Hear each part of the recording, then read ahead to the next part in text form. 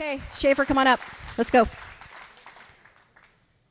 Okay, this is Schaefer Cox. I'm going to let him introduce himself, okay? He does a better job of that. Here you go.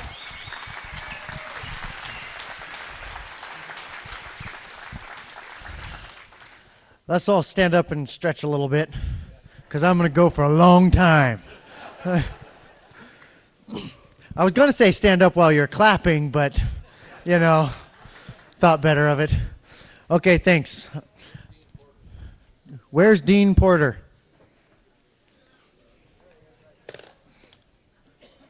Oh, no. Let me see if I can open this. TSA might have messed it up,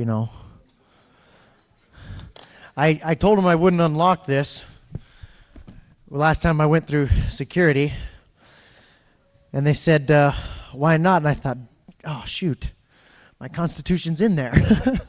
so I had to open it up to show them why not. Anyway, we're going to hell in a freight train, but it's okay to laugh about it a little bit here and there. And I want to talk about that for a second. Be real frank about that. I know why you guys are here. Okay? I know why you're here. And you know what? I've been traveling all over the country, and Alaska's my favorite place. A lot of people there show up, but we're all here for the same reason. It's because we know in our gut that something is horribly wrong. You don't have to be told. Nobody told you that something was wrong. You know, because you have a heart and a spirit and a mind that's perceptive to those things. And you got a sense, and you know when something bad is going on. And I don't know about you, but well, I think I do know about you, but I'm going to tell you how I feel anyway. The way that I feel when I look around at this current debacle that we have and that's been building for years and years is I feel like there's just this huge power out there that's just incomprehensible even to think about influencing it, let alone stopping it. And all I want is just to be free and to respect other people and have them respect me and to be protected by the law and do what I want, and have freedom. That's all I want. And I don't know how to argue that from all the nitty-gritty statutes and everything like that. And I don't understand all the ins and outs of this giant monster that's coming our way and bulldozing over our freedom. But I feel in my gut a resentment, and I think that you identify with this, that you shouldn't have to understand all that stuff. You shouldn't have to understand all that stuff. And that our rights are rights, and we shouldn't have to buy our rights with hassle. We shouldn't have to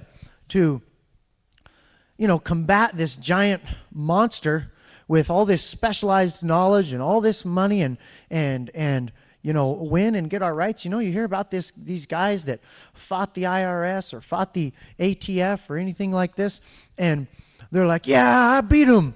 It took me 30 years and $17,000. And you're like, that sounds like a prison sentence. 30 years and $17,000. Who's the real winner here? They got you. They just got you the other way. You might have won, but you were dead right. That just makes me sick.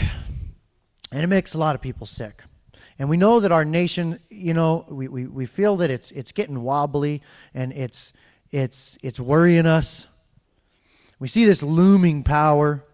We see these videos like we saw today that they can just lock you up for any reason without a phone call or nothing. You just disappear.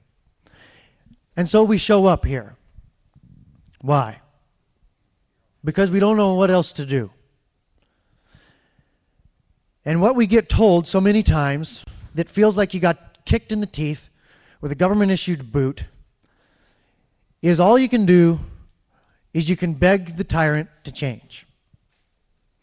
You can commit your life to a long, slow drudge uphill to try to reform this monster. And your heart just sinks. You're like, oh gosh, is that really the price of freedom? Is that our only chance?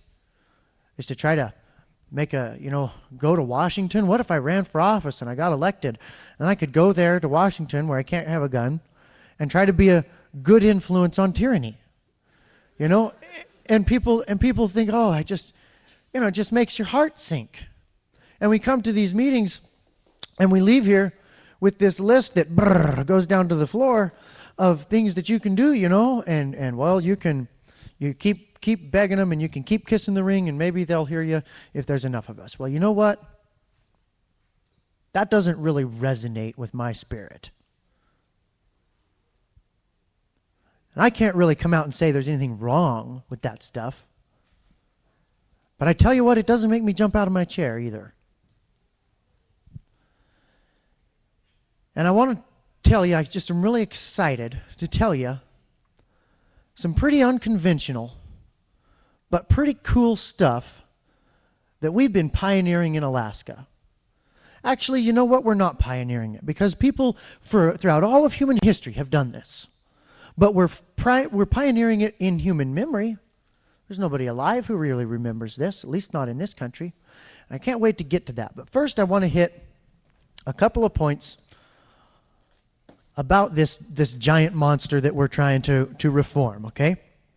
I want to explain how it works and how they got us. So I'm young, I got good eyes. I can read my notes down there.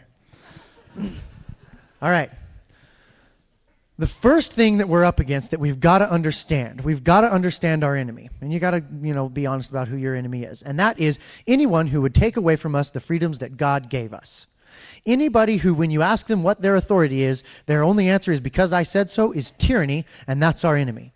We've got to recognize that. Now, that puts a lot of people in our enemy category, but you know what? That's okay.